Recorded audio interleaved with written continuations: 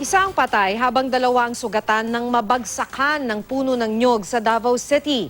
Natumba ang puno dahil daw sa malakas na hangin.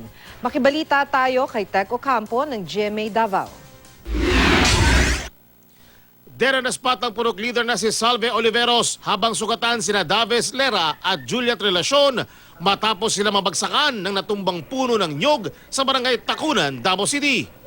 Miyerkules ng tanghali, nagtipon-tipon ang mga deboto ng Senyor Santo Niño sa isang bahay para magnovena.